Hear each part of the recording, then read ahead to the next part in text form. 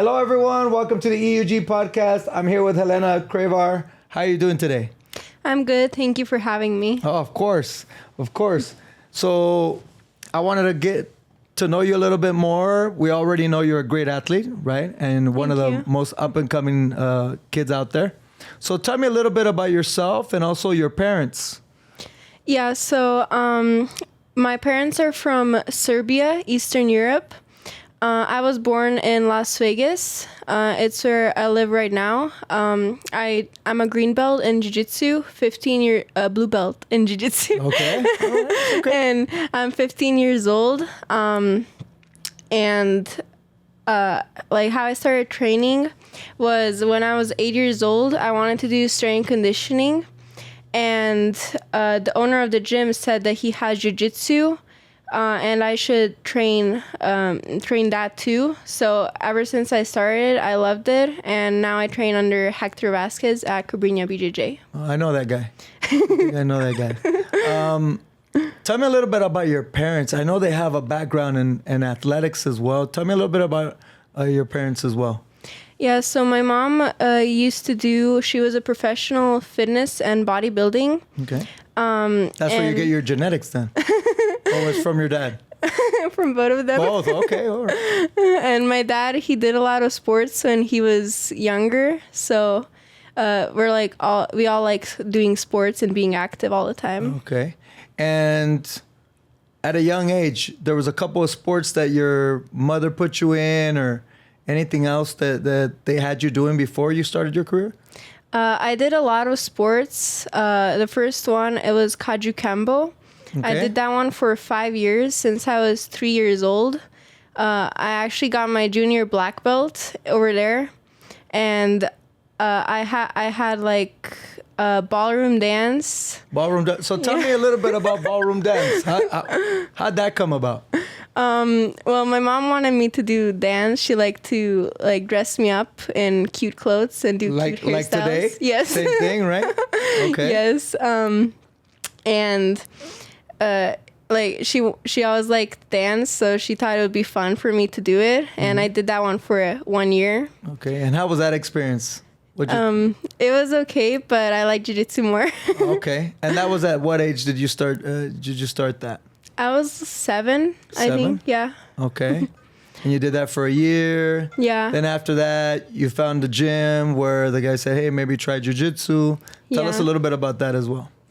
In between those sports, I also did ballet. I tried gymnastics. I tried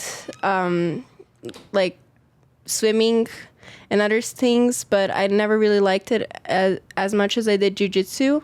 So after I discovered Jiu-Jitsu, I stopped everything else that I was doing, and I just continued. And within the first 3 months of training Jiu-Jitsu, I said, I want to compete. Okay.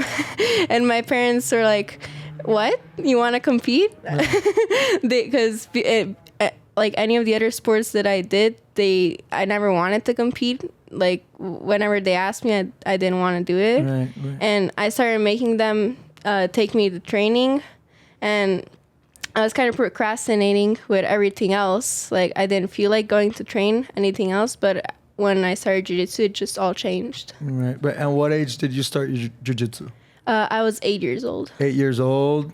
And then after 8 years old, you started competing, started learning a little bit more. Tell us what made you decide that, hey, this is something that I want to do, take it serious. It was just it was really fun for me, and I like the idea of it always being evolving. Like I could always learn something new.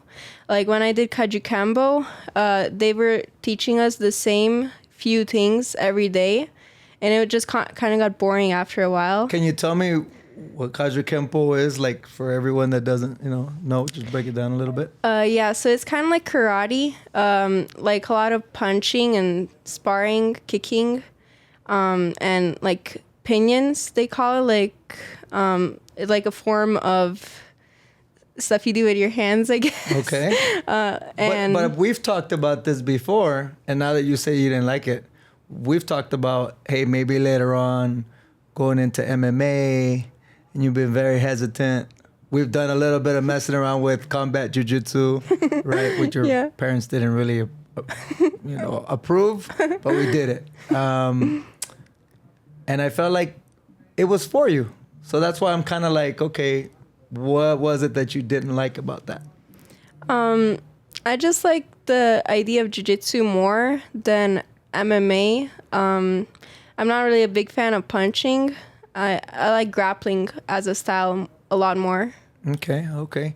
And then you started, after that, you started taking competition seriously. You started having your parents take you everywhere. You got to I'm guessing, orange belt, right? When you started really like putting it all together and saying, hey, this might be something that I do. Tell me a little bit about the growth, the evolving as you started going into your teen years. Yeah, so I started competing when I was 9. And that was, at first I only competed like 2-3 times a year for fun. But as the years progressed, I was like, I wanted to compete more. And then I found out about Pan Kids. And 2 years later, after I started competing, I told my parents I want to do Pan Kids. Okay. So that was actually the first time we traveled to California. And ever since then, I started traveling more and more and getting invited for super fights. My first super fight was actually Fight to Win. So, shout out to Seth Daniels, yes. right? He's a very nice guy. He helps you out a lot. It's an amazing guy. Yeah, his tournament is great. Yes, it is. It's like one of the best. So. Yes. And then you also do a lot of Jiu-Jitsu World League, right? Yeah, I do Jiu-Jitsu World Leagues. I try to do IBJJF when I can, Fight to Win whenever I can, and ADCC is a new one I'm starting to try and do as often as possible. Right. And since orange belt, you've been fighting blue belts. Yes. Was that a little bit nerve-breaking going in as a orange belt, sitting in that line, waiting for the mat, and everybody else is wearing a blue belt, and they're looking at you like, what is she doing? She might be in the wrong line here, right? Yeah, so the reason I started competing with blue belts, it was when I was 12. I was kind of like bigger than all the other girls in my age, and there weren't many orange belts at all, but especially in my weight class. So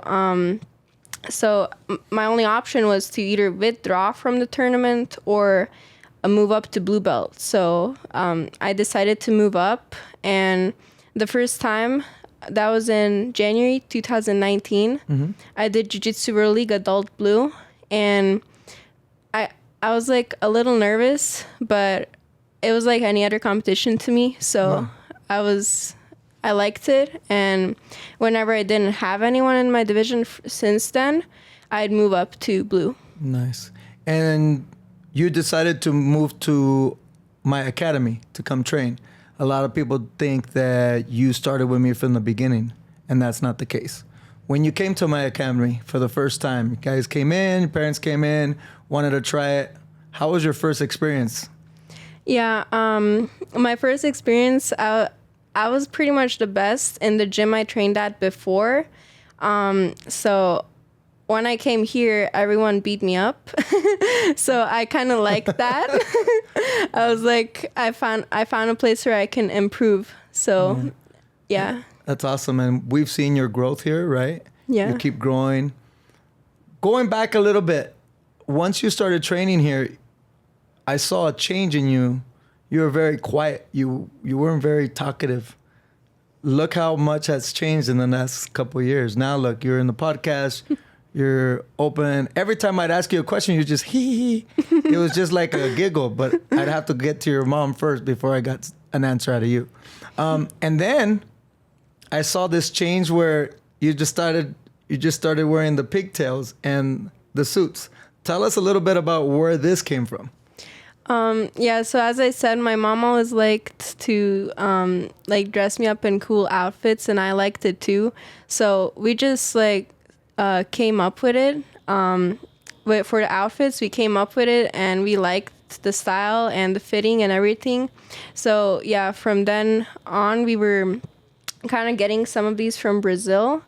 But after a little while, my parents started making some of their own. So now, like these newer ones that I have, my parents make them. Okay, and what is the name of the company that your parents have where people can get some of these nice cheetah suits?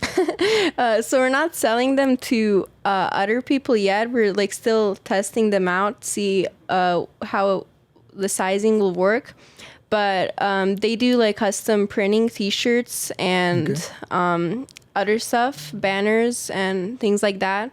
So yeah, if anyone's interested, they can always DM me on Instagram, and I'll give them the info. Okay, perfect. Let's go into your diet. We already know that you come from a very athletic family, right? What is a typical day for Helena's eating? You know, her whole... I know, but people want to know exactly what you eat. Yeah, so in the morning when I wake up between like 7 and 8 a.m. And as soon as I wake up, I eat breakfast. It's usually oatmeal. Mm-hmm. So, yeah, I eat a small bowl of oatmeal, and then I go train the morning class. When I finish with the morning class, I have lunch. Lunch is usually like rice or chicken with vegetables. It's some of the like Serbian food that we eat. There's like, gonna be something special in there because you're strong as hell. or potatoes and something like that. Stuffed peppers. The peppers. Those are the ones that when your mom first told me, I'm like, that many eggs, that many peppers? All right, I need to start eating that. That's awesome. Yeah, and after lunch, like in the afternoon time, I have like some fruits like watermelon or berries or bananas. Mm-hmm. And then before training, like around 4 or 5 p.m., I eat dinner. It's usually eggs with jalapeno peppers or ivar. It's like a very spicy pepper spread. What is it? Ivar. Ivar. Okay. All right. And I eat it with that, and then I go train the night class, and then after I come back from night class, it's a milkshake usually. Okay. A homemade milkshake. Nice. So. Nice. It's you know, people that haven't trained with you don't understand how strong you are.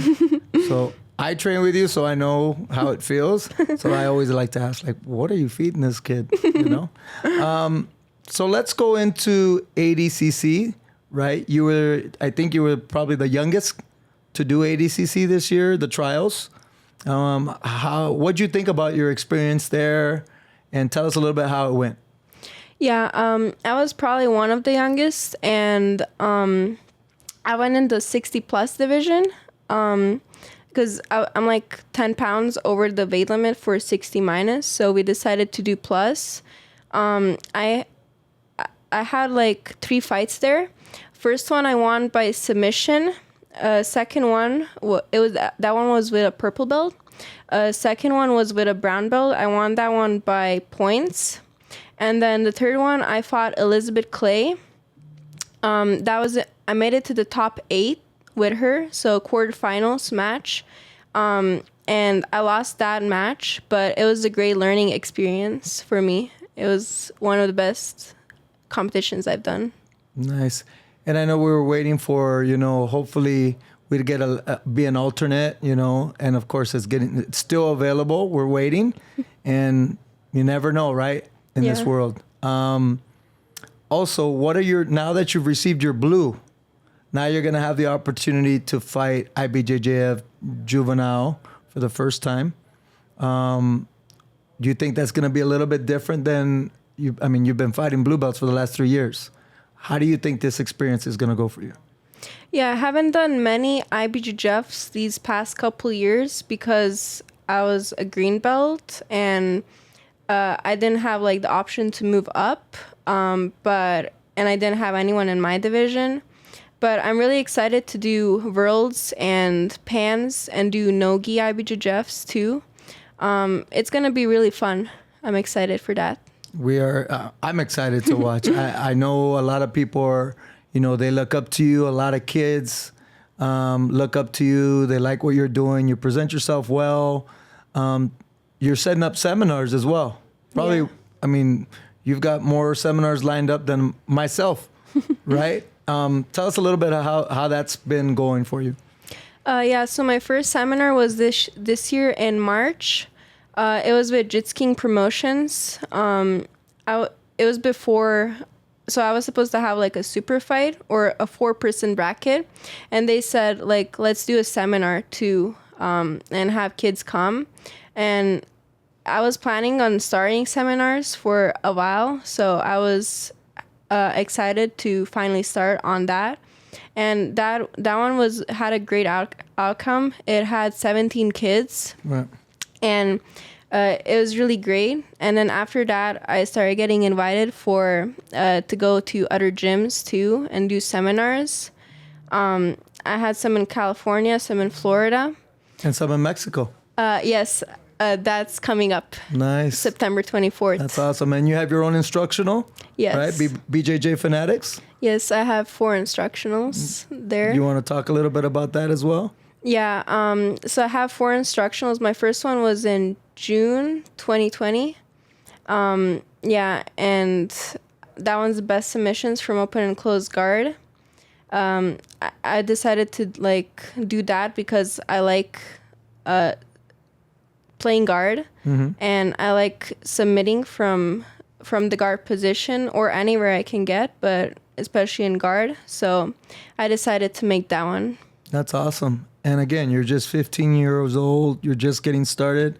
I'm always happy to have you in the academy. You're doing an amazing job, and you're helpful with a lot of people. So thank you so much for being the person that you are and how mature you are at your age. And thank you for joining us on the podcast. I really appreciate it. Had a great time having you here. Till next time, is there a shout out? Any shout outs you want to give out to your fans or your sponsors? Yeah, I want to say thank you to you for always like helping me in the gym, and to my parents for supporting me for competitions and things like that, and my sponsors, Vulcan Fight Co., Penguin Fingers, and Killa Grips. For Vulcan Fight Co., it's skis, rash guards, and apparel. Penguin Fingers, gel packs for your fingers, toes, and wrists, like for pain after draining, inflammation, arthritis. And then Killa Grips for finger tape and some other apparel too. Nice. Well, thank you so much, Helena, for coming on the podcast. We had a great time. Thank you guys for joining us today. Till next time, keep evolving in everything that you do. Thank you for having me. Of course.